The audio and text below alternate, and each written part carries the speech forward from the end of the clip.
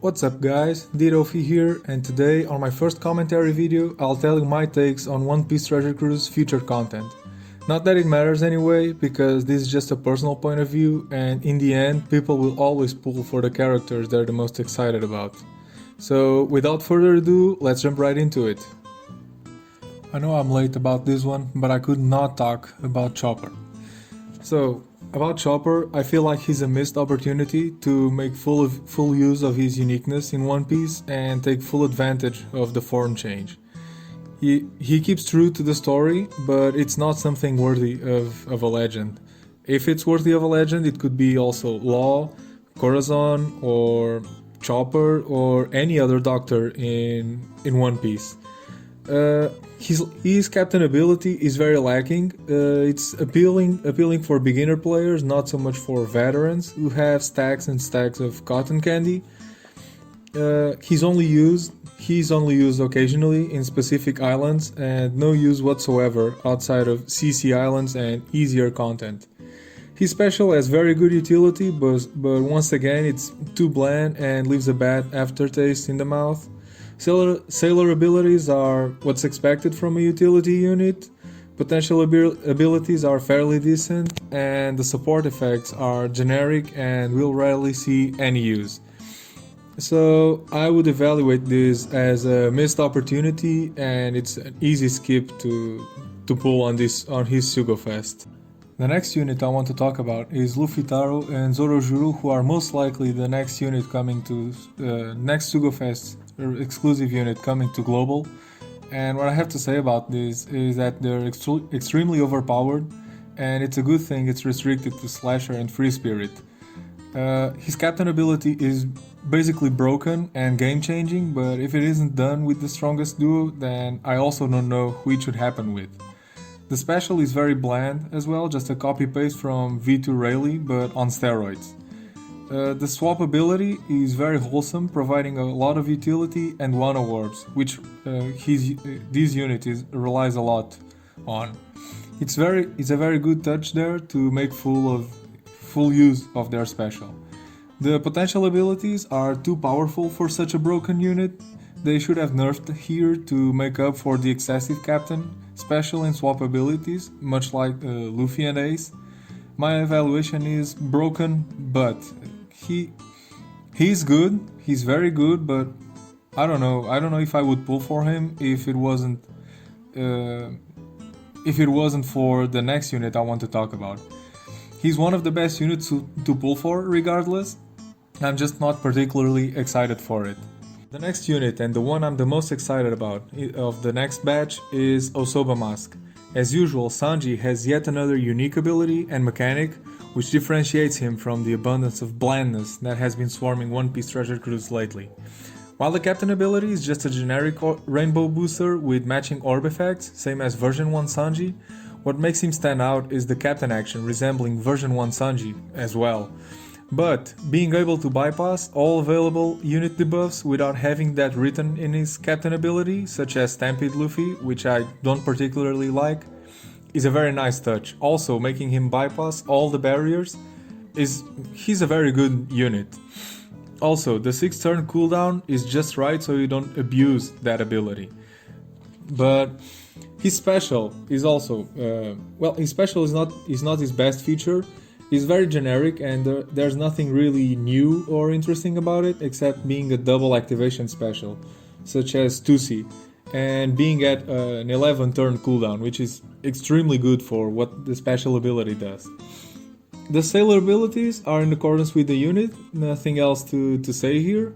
Potential abilities are also fairly decent, and nothing else to say here again. And the support is good, but it won't see much use for the simple fact that there aren't that many Frankie or Usopp units being used in the current meta.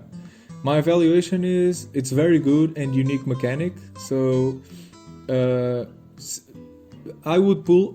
am going to pull in this banner for sure, but I can understand if it isn't as appealing as the other Sugofest exclusives, Luffy, Taro, and Zoro.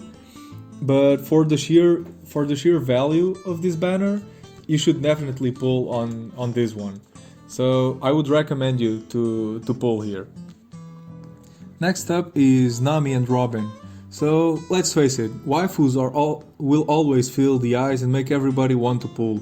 But well, this unit is not just eye candy, it's also very unique in its build, and for the first time in a very long time, it seems that like they didn't half-ass it. So as far as the captain ability goes, it's a simple type booster captain, but what makes this unit unique and interesting is that it's for the first time it makes full use of empty orbs, giving a massive boost if you feel that condition. On the pro side, that captain ability works really well with treasure map Shanks and Backman, for instance. The special is very good, providing a decent fair amount of utility, just one debuff but a massive reduction. Nonetheless, a pretty sizable HP cut and a massive orb boost. However, the only con to that special is that the orb boost doesn't take full advantage of their captain ability, but still a 4.5 times attack boost with a 2.5 orb boost still deals a massive damage. The swap effect is also very unique and it's an incredible swap ability, making full use of the captain ability while preserving matching and advantageous orbs. What's even better is that you can store even rainbow orbs. The sailor abilities are very generic, but the one turn paralysis reduction for the whole crew is very good. The potential abilities are also very good, providing a lot of debuff reduction and heal. My evaluation is extremely good, and most of all, it's a fun unit. This is definitely a unit to look out for, so I will most likely pull on this banner. Just depends on how many gems I can save until then. Next up, and probably the most unique unit to ever come out in One Piece Treasure Cruise lately, is Pudding. So she has a very basic and plain captain ability. There's nothing much to say here. But the special is what makes this unit interesting and very unique, and it works very well with Nami and Robin, as you can store the matching orbs with Nami and Robin swap, and then you can store the orb boost with Pudding's special. You can also store version 2 Katakuri's additional damage buff, for instance, which is nuts. Also, the fact that it starts as 7 turn cooldown is just incredible. The sailor abilities make sure that her special is available at all times, which is perfect for such a useful unit. The potentials are okay, barrier penetration, it's common to most shooter units. Heal lock reduction and slot bind reduction are also okay. Only supports Sanji, but is a very good unit at that, reducing 2 turns of silence and special rewind. So my evaluation is awesome sub unit and special, very unique and can see a lot of play. I can understand that in Japan they haven't been using her that much because there's a lot of other overpowered units, so she has no place to shine. But I still feel that she can find her space in the current meta. This is definitely a unit to look out for. Also, the fact that it was released on the same banner as Nami and Robin, it should definitely be a must-pull unit. Same thing. If I can get the gems, I will pull for them. So now we enter into the realm of the Y units. So these are units that nobody asked for, and these are just power creep units, to say the least. So I don't really like the concept of crew units, even though they are very powerful.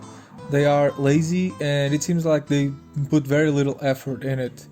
As far as Arlong crew goes, the captain ability has a condition to fulfill to release the maximum damage output, but it still looks bland and lazy. The special ability is very good, providing a special cooldown reduction and a 2 to 2.5 times attack boost, depending on your HP. So it resembles very much the Hody as a captain ability and special. Boosting the base attack is a nice touch for a swap ability. There are no units who currently do that, and there aren't that many units that boost the base attack just like V2 Big Mom.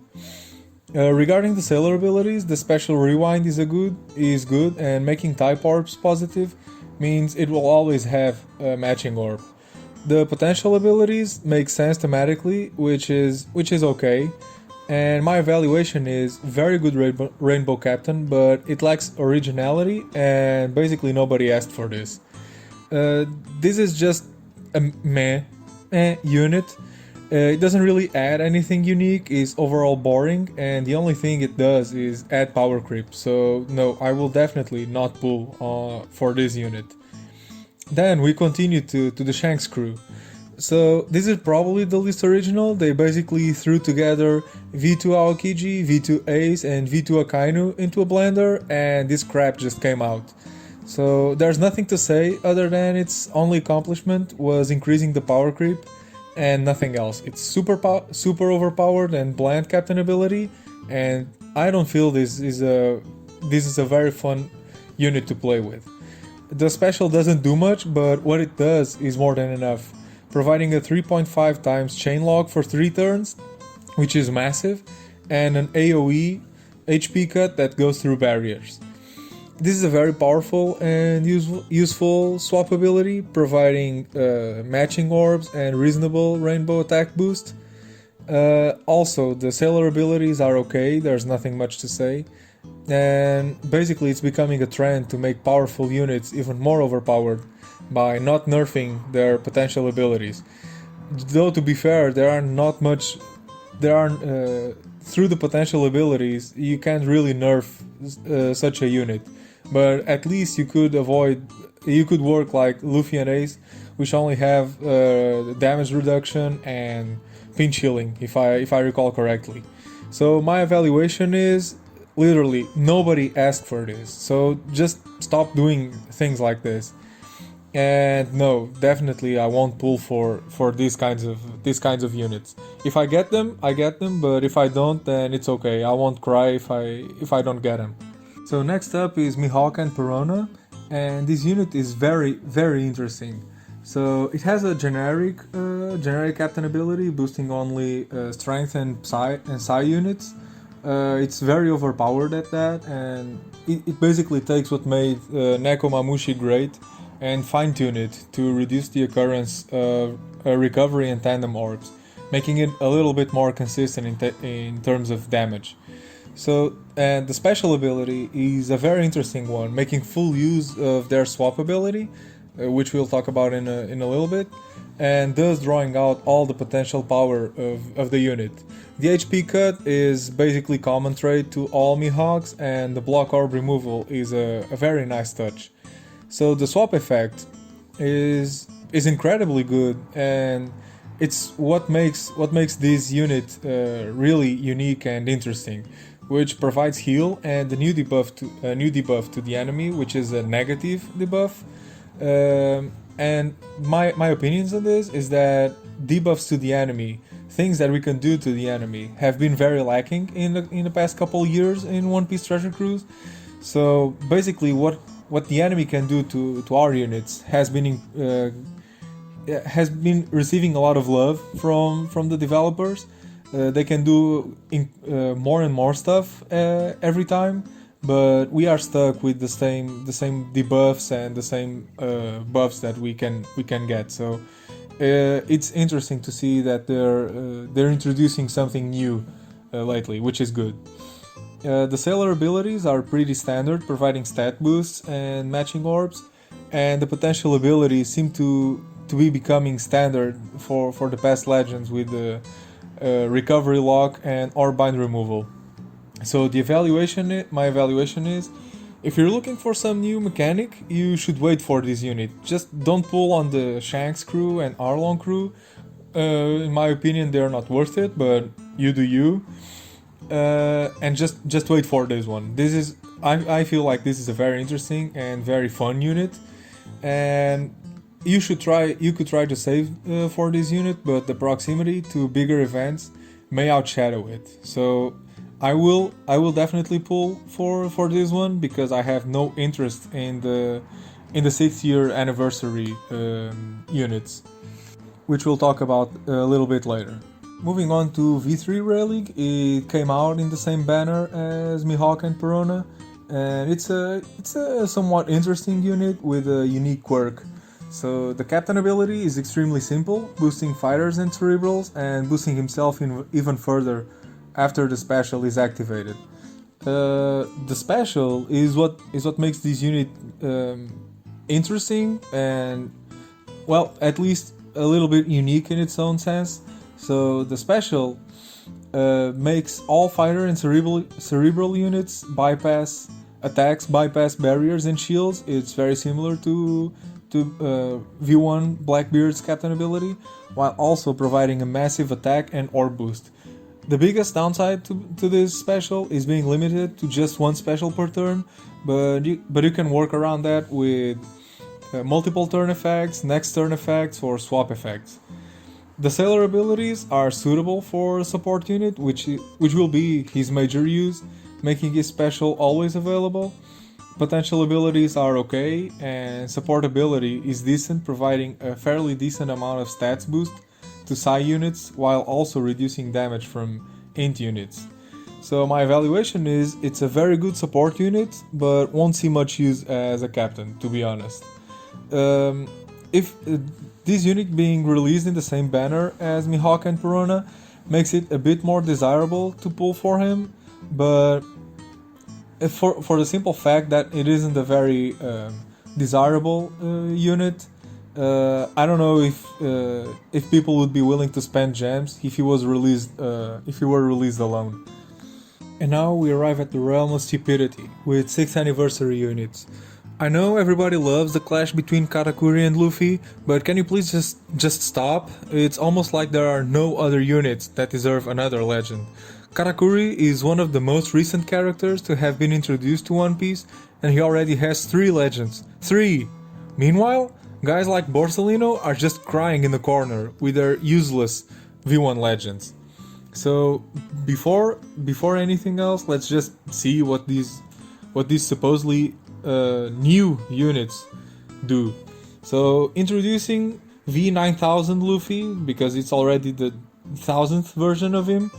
Once more, Luffy gets another legend, and if Snakeman wasn't already powerful enough to this day, this time we're getting another Snakeman with a 5 times unconditional boost to strength units, just to make sure the power creep grows larger.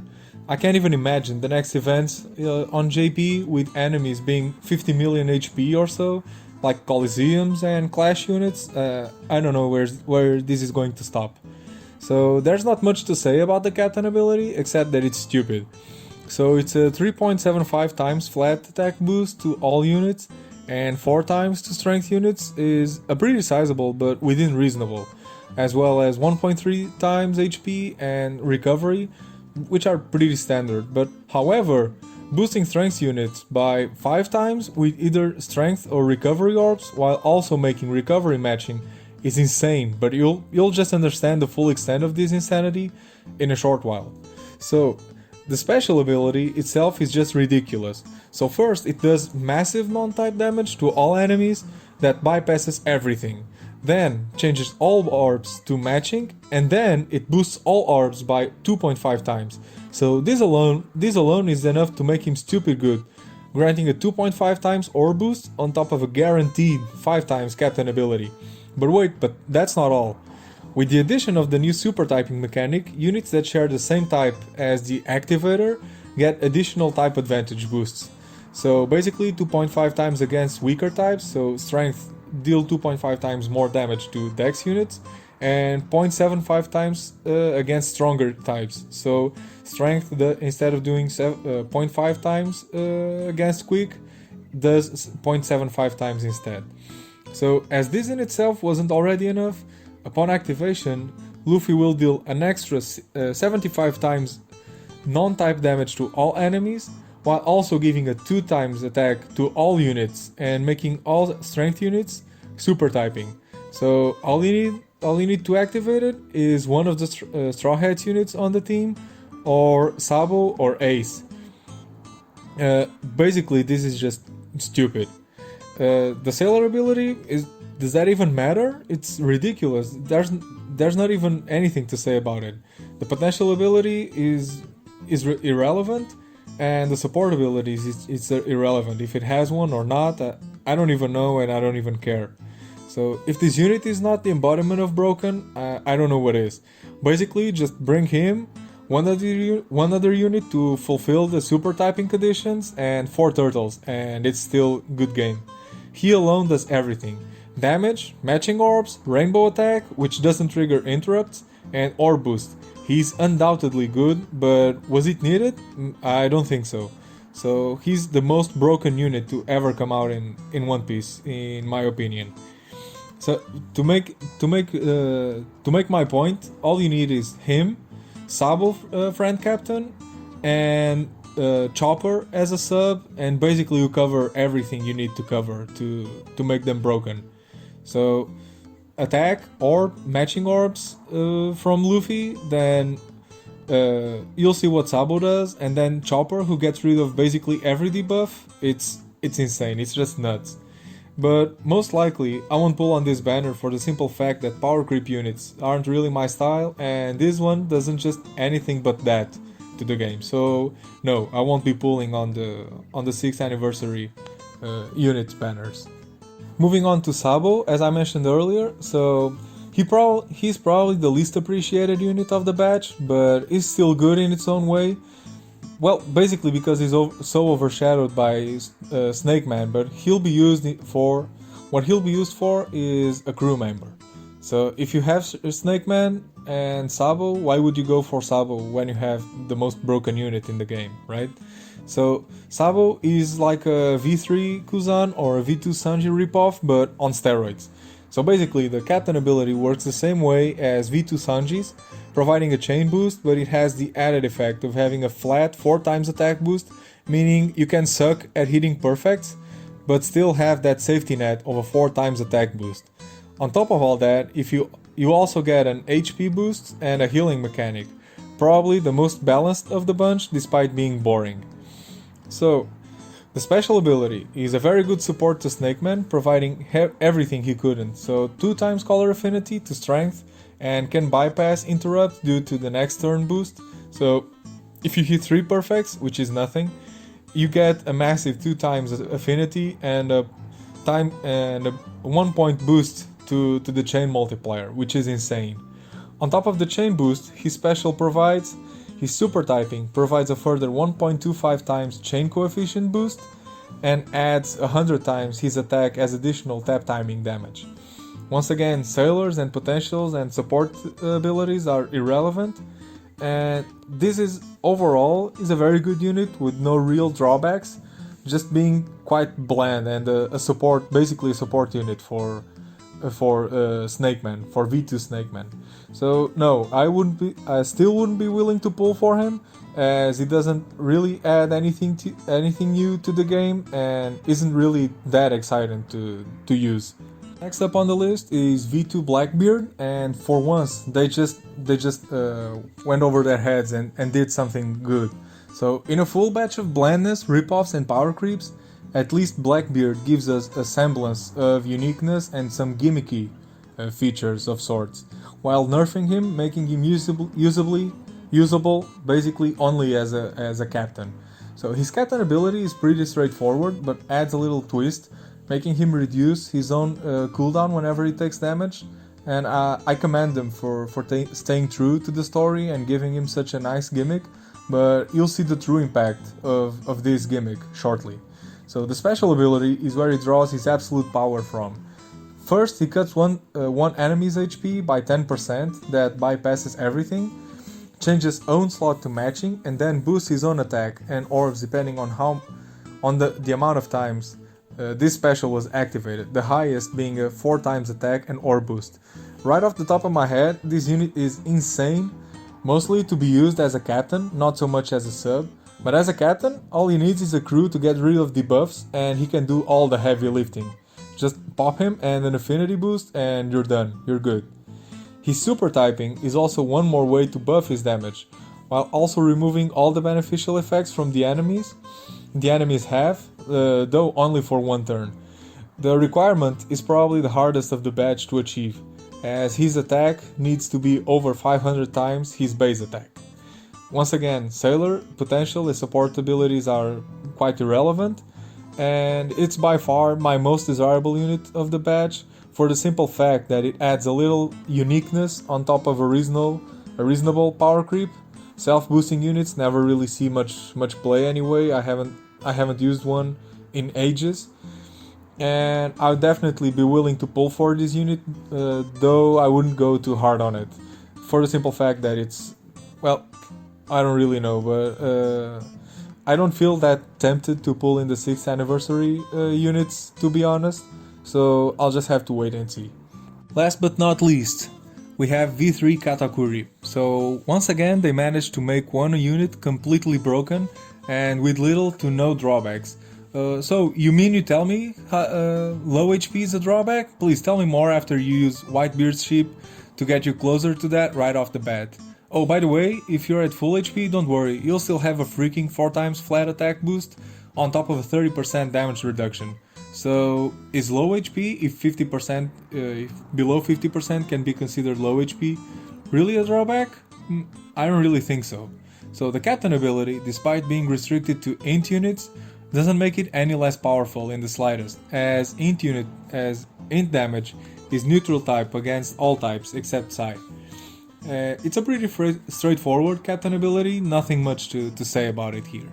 So the special ability keeps the trend of making him use the delay mechanic we have been growing accustomed to with V1 Katakuri.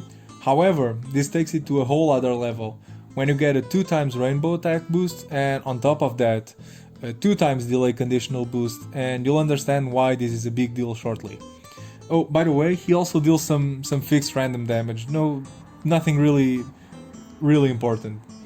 His super typing couldn't be more ridiculous, giving all by himself the conditions to make full use of his special ability, and all you need to do to activate it is being under 30% HP, which is just ridiculous.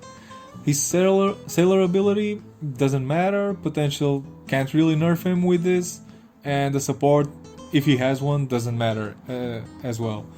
Once again, this is a crazy good unit, not as overpowered as Luffy, because it doesn't provide any boost other than to int units, but still crazy good. The ability to delay regardless of immunity, while also giving a 2 times attack and delay conditional, make him exceptionally good and useful. Be it as a captain or a sub, you'll do crazy damage with this guy. I wouldn't mind having him, at least he's more desirable than Luffy, but I still wouldn't be willing to spend gems here. So yeah, that's my take on Katakuri. That's it guys, these were my takes on One Piece Treasure Cruise upcoming content, and in my opinion the future doesn't look so bright, and I probably won't be pulling for that many units in the future. Unless they introduce a global first legend that's fairly interesting. Also, this was my first commentary video because this time I didn't think I could convey the message with just text. So let me know your opinions in the comment section, and I'll see you guys in the next video.